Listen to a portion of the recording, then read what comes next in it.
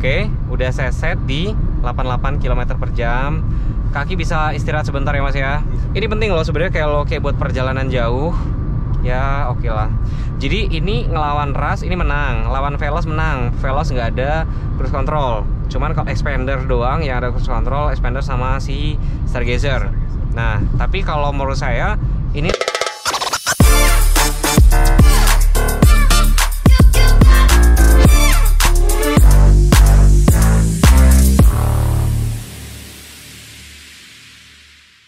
guys, nih gue lagi ada di Suzuki Bintaro dan gue janjian sama Mas Herman. Sesuai permintaan teman-teman nih, saya bakal bikin POV. Ini mau ngerasain XL7, ini yang Alpha Hybrid nih. Kita kenalan dulu sama Mas Herman. Halo Mas. Halo. Salam kenal ya Mas ya. Udah pernah ketemu saya sebenarnya sih. Mas, kita nggak pakai lama, langsung aja yuk Mas. Saya pengen nyobain ini ke tol. Boleh. Terus nanti jalan biasa, sama nanti kita review sedikit ya Mas ya. Boleh. Boleh pinjam kuncinya Mas ya. Berarti ini yang varian paling mahal. Kita ngobrol dalam ya Mas, biar adem Mas ya. Oke guys, jadi setirnya udah kulit. Terus yang saya ngeh banget di sini udah ada cruise control, AC-nya sudah otomatis ya. Ini MID-nya.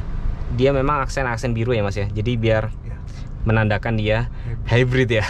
Ya.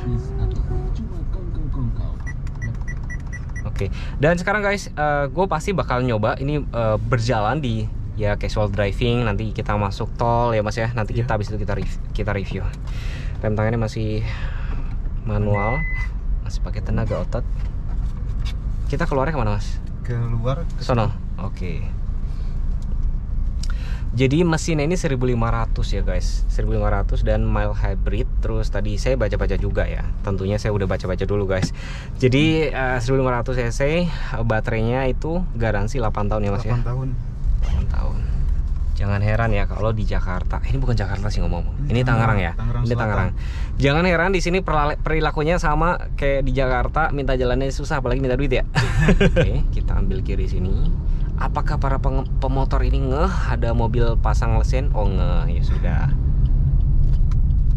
Oke, kita cobain ya. Ini saya gasnya santai nih, santai banget nih. Tarik nafas dulu, sabar.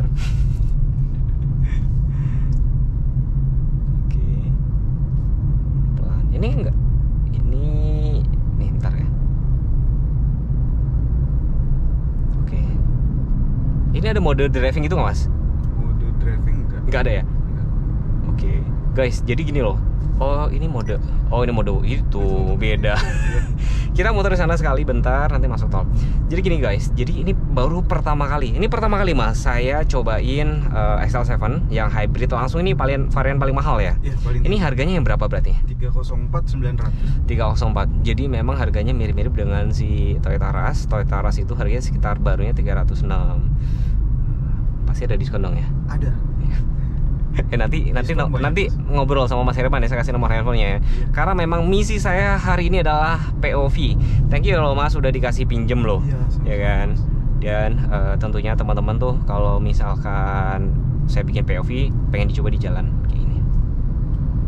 Oke. Ini cukup responsif.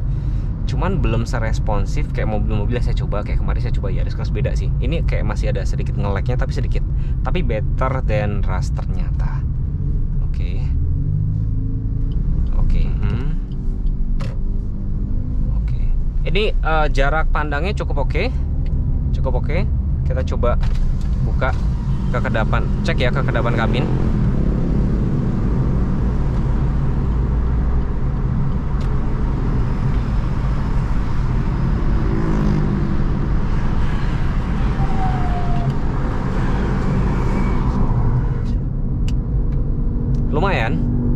Lumayan cukup kedap. Ini karena motornya suara velgnya dia knalpotnya gede aja tuh memang. Tapi kekedapannya cukup oke. Polisi tidur gimana? Saya ngeremnya sedikit aja ya, coba ya, sedikit aja. Nggak sekeras Rasku. Kalau Rasku tuh kayak melompat banget gitu loh. Tadi memang saya sengaja ya guys. Oke. Nih sekarang dari pelan ya sebentar ya.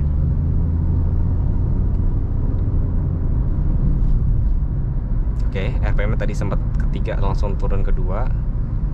Tapi maksudnya kayak nggak ngempos gitu.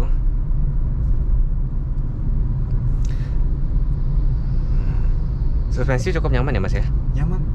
Jadi bedain ini sama R3 tuh apa sih sebenarnya Mas? Bedanya sih sebenarnya di tampilan aja. Tampilan ya. Mesinnya sama kan Mesin sebenarnya? sama.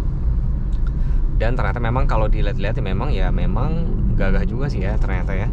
Dan ini banyak orang yang underrated, jadi kayak banyak orang, oh ternyata enak juga loh gitu loh. Ini ya, ini kan jalan rusak-rusak kayak gini ya guys. Itu lebih stabil.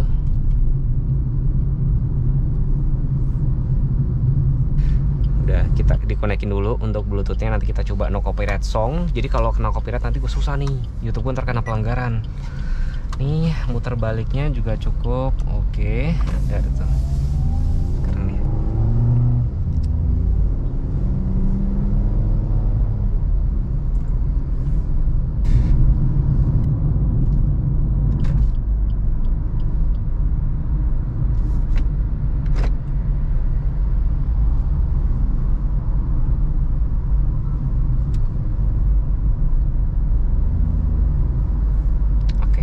Agak ada sedikit ngeleknya sedikit gitu, tapi ini lebih nggak limbung ya, maksudnya memang kalau ras tuh berasa banget sih memang sih.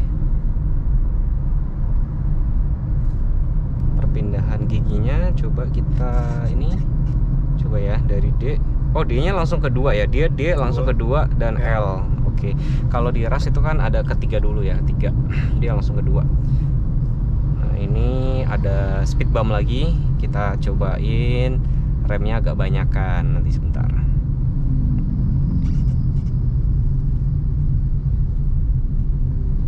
Ini jarak kepalanya cukup oke sih guys. Nih jarak kepalanya segini banget loh, jadi bikin kesan lega.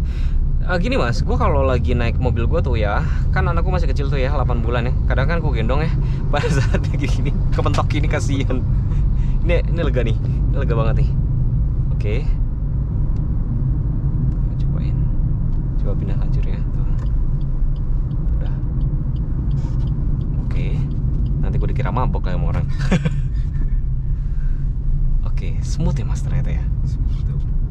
Smooth dan ya memang sebenarnya kalau saya pribadi fitur idling stop itu sebenarnya gue nggak suka sih. Tapi kalau nggak sukanya lebih kayak gini loh guys. Misalkan ya, ini kan gue harus injek rem sampai habis. Injek rem sampai habis, A-nya nyala, baru mesinnya mati. Tapi kan kaki gue harus nginjek terus gitu loh, capek gitu loh. Harusnya fitur idling itu mungkin kayak gini aja, remnya dilepas gitu loh, kayak auto hold, mungkin itu akan lebih enak. Atau mungkin fitur ini akan kepake banget kalau dia bergabung atau digabungkan dengan fitur auto hold. Jadi udah injek remnya lepas, dia otomatis. Tapi kalau gue sendiri di lampu merah biasa gue netralin. Oke, di sini cukup beradab. Biasanya kalau gue lampunya merah baru berubah merah ke hijau diklaksonin. Dan saya juga baru ngeh di sini nih, ya kan. Nah, ini menarik ini. Ini depan belakang ya, Mas ya? Iya, ini bisa diapain aja coba lihat, Mas. Ganti-ganti. Jadi bisa. Oh, nanti bisa dilihat ya rekamannya ya. Wah, harganya berbanding. Jadi ini sebenarnya orang akan agak susah ya. Kayak misalkan ya, orang mau beli ras, compare sama ini agak susah. Paling mikir-mikirnya. Paling orang beli ras itu karena cari penggerak roda belakang. Next, mungkin nanti boleh pinjam lagi ya Mas ya. Saya mau coba mendaki gunung Mas pakai ini Mas. Oke. Tuh, ya kan cukup gesit. Tuh, empuk nih, beda. Kalau untuk ini ya, tarikan awalnya memang ya mirip-mirip sama ras, cuman ini agak lebih responsif sedikit.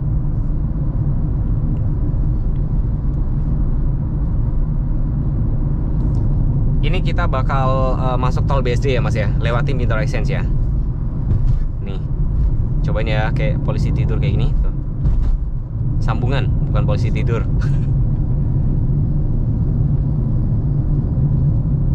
Sebenarnya penjualan lagi rame apa Mas Suzuki Mas sekarang Mas? Ini yang pertama. XL7 ya? Iya. Oh iya, saya lupa. Saya sudah lihat tuh ya kan. Jadi kemarin market Oktober nomor 1 tuh saya lupa antara Sagittarius, nomor 3-nya XL7 tuh. Saya nggak menyangka. Padahal jujur saya pas kalau lagi di jalan tuh suka nggak ngeh itu XL7 apa R3 gitu. Karena memang mirip kan? Mirip. Memang mirip. Ya. Cuma paling beda di tampilan. Tampilan. Gitu. Nanti kita review detailnya deh. Jadi abis SL7, abis itu baru Expander, abis itu Expander, aku lupa dah tuh. Stargazer Cross atau apa dah tuh? X ya, lupa. X yang terbaru. X ya. Oke tuh. Tuh tadi agak ada lubang, dia lebih ke apa ya nyebutnya ya? Nggak keras tapi nggak empuk. Tadi ketemu lubang nih. Kalau ras tuh mas, agak belok nih, agak begini banget. Nggak apa-apa ya guys, kalau gue bandingin sama ras ya gue punyanya ras. Nanti kalau gue punyanya Fortuner, gue bandingin sama Fortuner. Nanti kapan-kapan gue bakal bikinin video komparasinya. Nanti tinggal tunggu ini waktunya aja deh. Nah, itu baru orang bijak, kasih jalan. Nah, oke.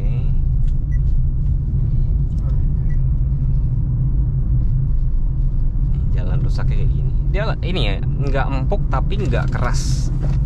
Pas sedang. Pantesan itu ya, banyak orang yang bilang, "Mas, cobain Mas XL7 yang hybrid, Mas, cobain gitu." Cobain gitu. Ini rupanya. Ternyata tipe mobil yang jarang orang pikirin gitu loh ya kan. Ternyata enak juga gitu loh.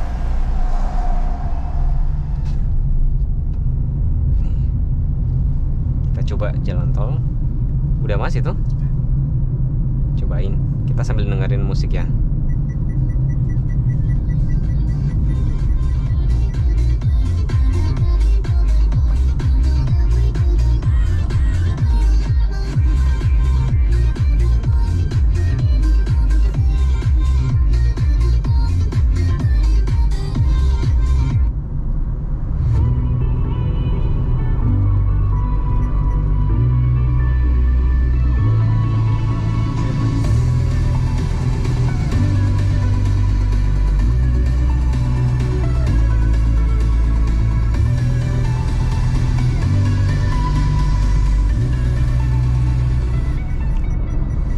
Oke, musiknya oke mas. Dia nggak kalah sama suara berisik. Kalau gue pulang kampung mas, pakai mobil gue tuh, gak pernah gue nyalain musik. Kalah sama suara ban, asli beneran.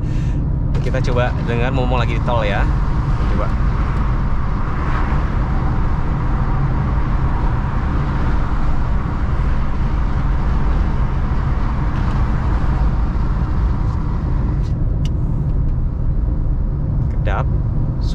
Kedap ini ya. Speed bumpnya kita tes. Oke. Jadi guys, kalau gua di ras gua kemarin, kalau kalian nonton video saya yang road trip itu, kalau kecepatan 120 tuh setir tuh bener-bener gue pegang dengan kencang karena ya gak ngerti, mungkin karena bodinya sendiri yang memang agak gede, jadi memang body rollnya cukup gede kan, mau gak mau gue pegang. Kalau ini tadi, nah ini macet lagi nih. Oke. Tapi tadi ini stabil guys tuh. Manteng gitu ya. Kita tes lagi ya.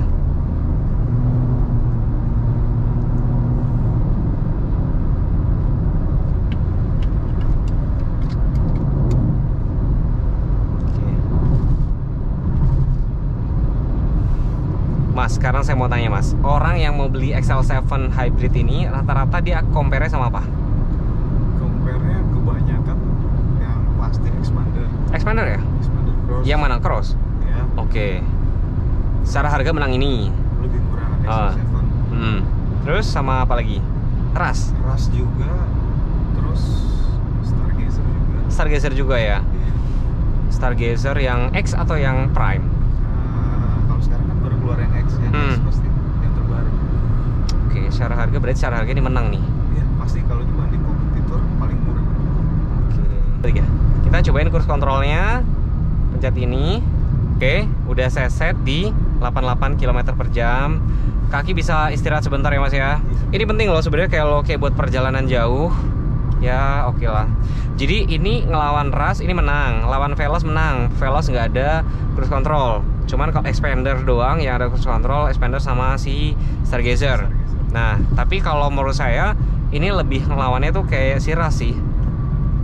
Harganya secara harga ya maksudnya ya. Tuh. Udah kalau mau naikin tinggal pencet kayak gini aja. Kaget. Agak-agak ngegas tadi tuh. Udah. Oke, karakter mesinnya berarti mirip-mirip sama ras. Kita bakal keluar sini. Terus kalau kita injek gas, nanti dia akan,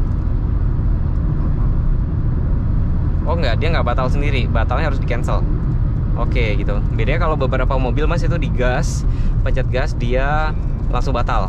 Oke, dia di pencet cancel nih baru batal. Oke, keluar sini sambil dengerin ini musiknya ya.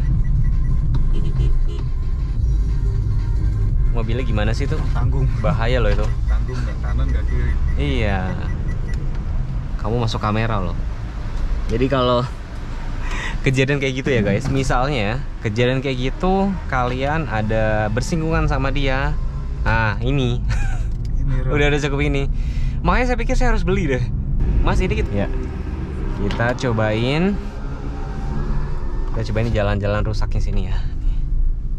Langsung aja nih. Ini habitatnya sih mobil-mobil SUV, jalan-jalan rusak kayak gini loh guys nih tuh. Nggak goyang-goyang banget.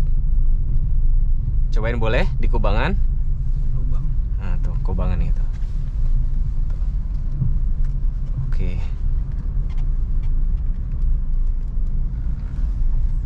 Nah. Ini habitatnya dia mas ya? Iya. Jadi jalan-jalan rusak kayak gini ya? Agak sedikit rusak. Oke.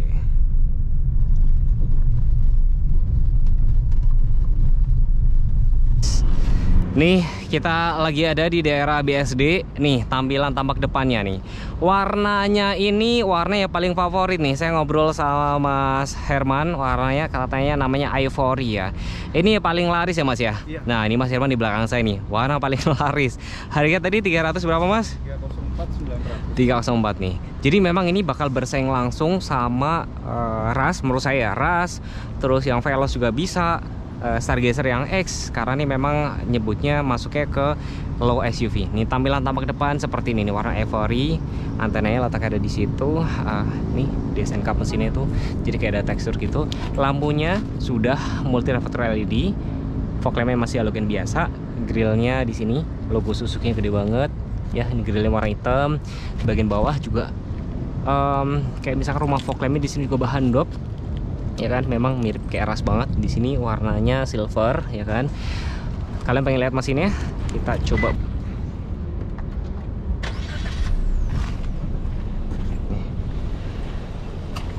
Ini layout mesinnya seperti ini guys. Di bagian sini ini belum dicat, dapat peredam mesin. Mesinnya itu 1500 cc, tenaganya sekitar 104 PS, torsinya sekitar 138. Dan tadi saya sudah coba, memang karakternya memang mirip-mirip sama Ras, tapi ini lebih responsif mungkin karena penggerak roda depannya ya. Oke gini.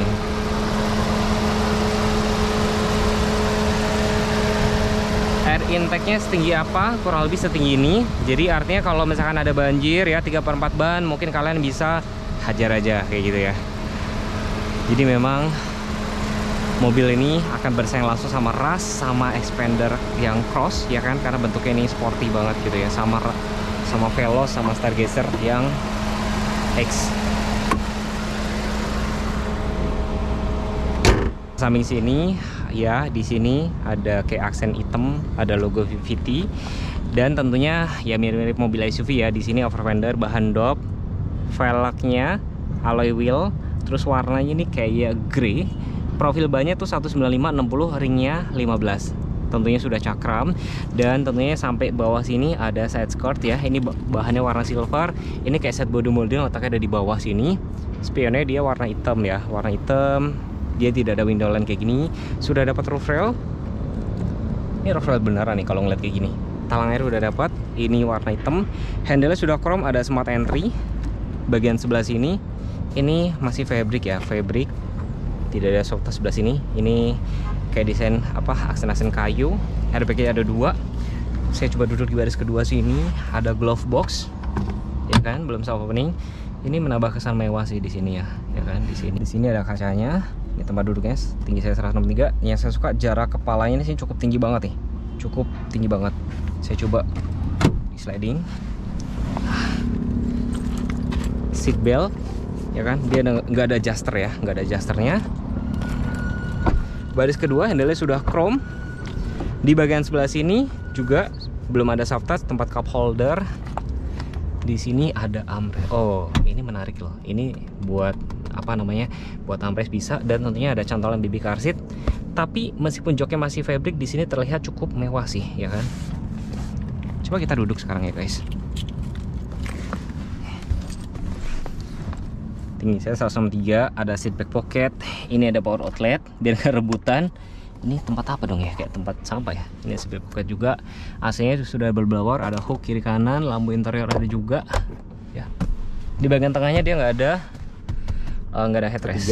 Sekarang, nah, cuma bedanya di sini kalau diperhatiin joknya kan memang lebih tebel ya. Jadi saya ngobrol-ngobrol sama marketingnya itu adalah alasannya karena joknya lebih tebel, jadi nggak bisa dibalik sini. Nih, kokoh banget ya memang ya. Nih, saya coba duduk di baris ke 3 sini. Ada headrest juga, ada cup holder, cuman power outlet memang nggak ada. Ada di sebelah sini, power outlet ke sini. Nah, kalau dibikin kayak gini, nih saya duduk paling sini, ini saya ngepas banget, ya kan. Tapi kalau misalkan dimajuin, contoh ya, saya mau bikin, nah, saya coba bikin skenario nya kayak gini, buat duduk, biar baris ketiga cukup agak lega gimana? Nah, ini baru cukup agak lega nih di sini. Itu posisi kayak gitu, nggak terlalu sempit. Jarak kepalanya berapa? Masih ada sekitar sisa segini, ya kan? Seat belt tentunya ada 2, ada hand grip kiri kanan. Keluarnya juga gampang, tinggal sini aja. Sekarang mau ke bagasi. Nah, jadi bisa di sliding bagian sini dan situ. Sekarang ke bagasi belakang. Udah ada rear spoiler, ada Human stop lamp, defogger juga ada, wiper. Ini ada license ornamen logo Suzuki. Lampunya sudah LED. Lampunya sudah LED dan sekilas banyak banget. Kemarin aku lihat tuh suka mirip sama Volvo loh, serius. Volvo mirip sama CR-V. Ada emblem XL7 Alpha, sebelah kanan hybrid. Ini kamera ya. Dan parkir sensornya dia sudah dicat, artinya mobil ini dari pabrik sudah dicat kayak gitu. Jadi biasanya ada di mobil-mobil mewah. Di sini tempat penyimpanan. Oke, jadi kalian kalau misalkan nyimpen tas tuh lebih aman ya, nggak bisa diintip dari depan ya. Mungkin terlihat sepele, tapi ini penting loh, ya kan? Tuh, lumayan cukup gede. Ini ada dongkrak, letaknya ada di sini. Oke.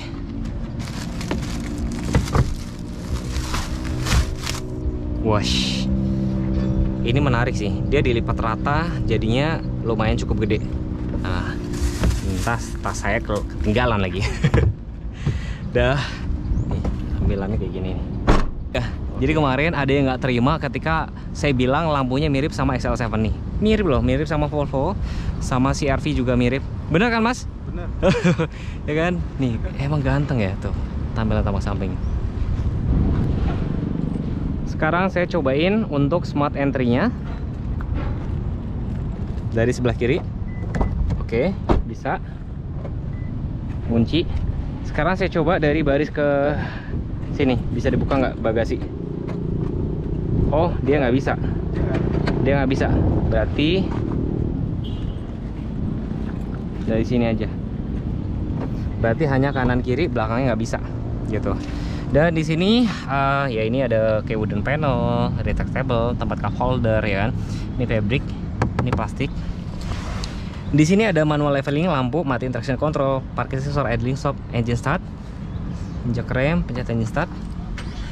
Nah, di sebelah sini lampunya sudah otomatis ya guys. Setirnya hanya tilt aja, ventilasi AC. Cuman lagi-lagi saya butuh banget loh mobil yang ada bisa buat taruh tempat minum. Nah, ini informasi ada trip A, trip B, ya kan. Ini odometernya, average BBM-nya ketemu 11,3 km per liter, range 192. Cuman ini memang nggak akurat, harus bikin jalan jauh dulu gitu. Ini belum digital semua sih. Kalau kayak Stargazer kan udah full semua. Ini mirip kayak Rush. Terus di sini juga udah wooden panel. Head unitnya Bluetooth musik, USB video, dan ini sebenarnya kalau saya lihat-lihat ini ada kayak Carbit link. Ini mungkin harus download aplikasi. Next time nanti kita bikin tutorialnya dan segala macam. Semburan AC-nya apakah cukup lengkap? Kita tes ya modenya. Oke, menang dia, menang ini dibandingin Rush. Dia ada semburan kaki bawah. Ini ada power outlet 12 volt, port USB, bukan wireless charger sini ya. Di sini tempat cup holdernya sangat ergonomis, jadi buat taruh minuman akan tetap lebih dingin. Maticnya PRND2L, rem tangannya masih manual. Terus ini ada konsol kecil, ya kan? Nah, yang menarik banget menurut saya di sini nih, jadi dia sudah ada nih. Jadi kayak dashcam gitu loh guys. Nih kita lihat nih kamera, dan dia udah nyambung sama kamera belakang. Nih ini menarik banget sih. Ini menurut gua menarik banget. Nah ini bisa diputar-putar nggak sih? Tuh, kita play. Dia ngerekam gue berarti guys. Oh iya. Dia ngerekam gue loh. Oke. 2 menit. Ini menarik banget sih, deal breaker sih. Jadi kalian nggak perlu nambah apa-apa lagi, karena ibaratnya mobilnya nggak perlu dioprek-oprek lagi karena sudah ada dari sini. Nah ini sun visor nggak ada lampunya. Nah, 2, 3. Guys, kali ini gue bakal dengerin teman-teman nih. Jadi teman-teman kalau pada komen pasti gue bacain kok. Jadi kalau misalkan kalian pengen dibuatin video apa, komen aja. Pasti saya baca. Saya kadang-kadang kalau lagi gabut tuh saya bacain komen satu-satu.